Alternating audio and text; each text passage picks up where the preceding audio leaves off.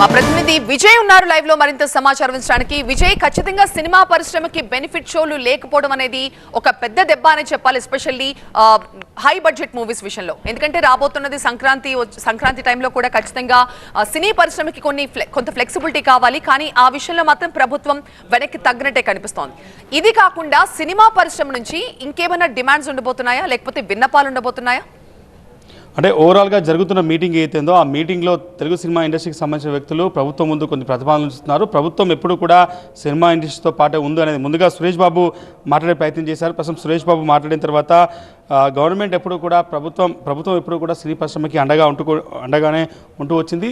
ప్రభుత్వం వల్లనే చెన్నై నుంచి హైదరాబాద్కి ఇండస్ట్రీ వచ్చిందని సురేష్ బాబు మాట్లాడే ప్రయత్నం చేశారు. సురేష్ బాబు కొన్ని విషయాలు చెప్పారు.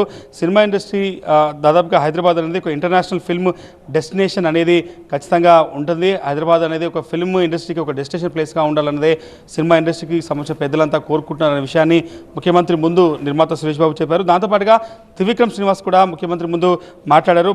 మర్రి చెన్నారెడ్డి, అక్కినేని నాగేశ్వరరావు ఇద్దరి మధ్య సమన్వయంతోనే చెన్నై నుంచి ఇండస్ట్రీ హైదరాబాద్కు వచ్చిందని చెప్పారు. దాంతోపాటుగా నెట్ఫ్లిక్స్, అమెజాన్ లాంటి సంస్థలకు హైదరాబాద్ అనేది హబ్ కావాలి. దాంతోపాటుగా అనేక యాడ్ సంస్థలు ఏవైతే ఫిల్మ్ సంబంధించిన యాడ్స్ తీసినటువంటి సంస్థలు ఉన్నాయో, పెద్ద ఏజెన్సీస్ ఉన్నాయో కూడా అవన్నీ కూడా హైదరాబాద్లో వాళ్ళ సంస్థలు, ప్రధాన సంస్థలు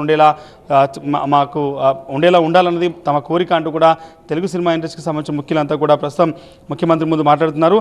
దాంతోపాటుగా తెలంగాణ ఛాంబర్ సెక్రటరీ ఎవరైతే ఉన్నారో, హైదరాబాద్ అనేది ఇండియాలోనే ది బిగ్గెస్ట్ ఇండస్ట్రీ హబ్ కావాలనేది కోరుకుంటున్నాం.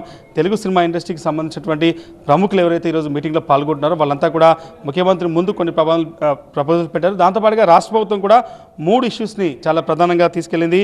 3 ఇష్యూస్ని ప్రధానంగా తీసుకెళ్ళి తెలంగాణ గవర్నమెంట్ ఏ రకంగా అయితే అనుకుంటుందో, ది తెలంగాణ రైజింగ్ పేరుతో ఏదైతే 1 ఇయర్ పాటు జరిగిందో దాంట్లో పార్టిసిపేట్ చేసుకోవాలి, పార్టిసిపేట్ అనే ఒక ఎజెండాతో ముందుకెళ్లాలన్నది వాళ్ళ ఎజెండాగా చెప్తున్నారు. దాదాపు 3 అంశాల ప్రాతిపదికన ఈరోజు ముఖ్యమంత్రి రాష్ట్ర ప్రభుత్వం ప్రపోజల్ పెట్టబోతుంది. దాంతోపాటుగా లా అండ్ ఆర్డర్ పాయింట్ ఆఫ్ వ్యూలో మాత్రం బౌన్సర్ల విషయంలో సీఎం కొంత సీరియస్గా స్పందించబోతున్నారు. అందుకోసమే ఆ మీటింగ్కి చిక్కట్పల్లి సిఐతో పాటుగా ఏసీపీ, దాంతోపాటుగా డీసీపీ సెంట్రల్ జోన్ సంధ్యా థియేటర్ ఇన్సిడెంట్ ఎందుకు అంత సీరియస్ తీసుకోవాల్సిన అంశానికి సంబంధించి కొన్ని ఇష్యూస్ అయితే చెప్పారు.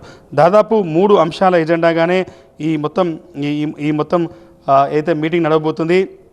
తెలంగాణ రైజింగ్లో భాగంగా సినీ ఇండస్ట్రీ ప్రభుత్వ కార్యకలాపాలు పాల్పంచుకోవాలి. పార్టిసిపేట్, ప్రమోట్, ఇన్వెస్ట్ ఈ 3 అంశాల ఎజెండాగా పార్టిసిపేట్, ప్రమోట్, ఇన్వెస్ట్ అనే ఈ 3 అంశాల ఎజెండాగానే తెలుగు సినిమా పరిశ్రమ ప్రభుత్వానికి సహకరించాలని చెప్పి ముఖ్యమంత్రి అయితే కోరున్నారు. Law and order point of వ్యూలో మాత్రం బౌన్సర్లు, ఫ్యాన్స్ విషయంలో చాలా సీరియస్గా ఉంటాం. ఎందుకంటే మహిళల ప్రాణం మొన్న సంధ్యా థియేటర్ ఘటన ఎందుకు అంత సీరియస్గా తీసుకోవాల్సి వచ్చిన అంశానికి సంబంధించి కూడా అక్కడ జరిగిన స్టాంపెడ్ ఏ రకంగా జరిగిందనేది కూడా స్వయంగా వివరించడం కోసం DCP central zone, ACP Chikkadpally సిఐని కూడా అక్కడికి పిలిచి ఆ స్టాంపెడ్ ఏ రకంగా జరిగిందనేది చాలా స్పష్టంగా మెన్షన్ చేశారు. ఇంకా మీటింగ్ అయితే కొనసాగుతున్నాయి.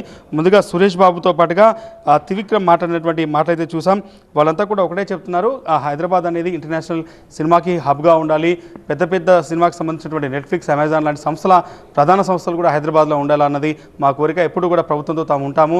చెన్నై నుంచి హైదరాబాద్ రావడానికి గతంలో ఉన్న రాజకీయ నాయకులు ఉపయోగపడ్డారు. మర్రి చెన్నారెడ్డి సమయంలోనే అక్కినేని నాగేశ్వరరావు కలిసి చెన్నై నుంచి హైదరాబాద్ ఇండస్ట్రీ రావడానికి ఉపయోగపడారన్న విషయాన్ని మెన్షన్ చేశారు. మీటింగ్ ఇంకా కొనసాగుతుంది. ఎజెండా మాత్రం చాలా స్పష్టంగా చెప్తున్నారు. సంధ్యా థియేటర్ ఘటన ఎందుకంత సీరియస్గా తీసుకోవాల్సిందో కూడా, లా అండ్ ఆర్డర్ విషయంలో ఎంత సీరియస్గా ఉంటున్న విషయాన్ని కూడా రాష్ట్ర ప్రభుత్వం పోలీస్ శాఖ ద్వారా మొత్తం ఆ ఇన్సిడెంట్లో పార్టిసిపేట్ చేసినటువంటి పోలీసులు ఎవరైతే ఉన్నారో వాళ్ళందరూ కూడా పిలిపించి వాళ్ళ ద్వారా కూడా ఒక మెసేజ్ పంపించే ప్రయత్నం మాత్రం తెలంగాణ ప్రభుత్వం చేస్తుంది.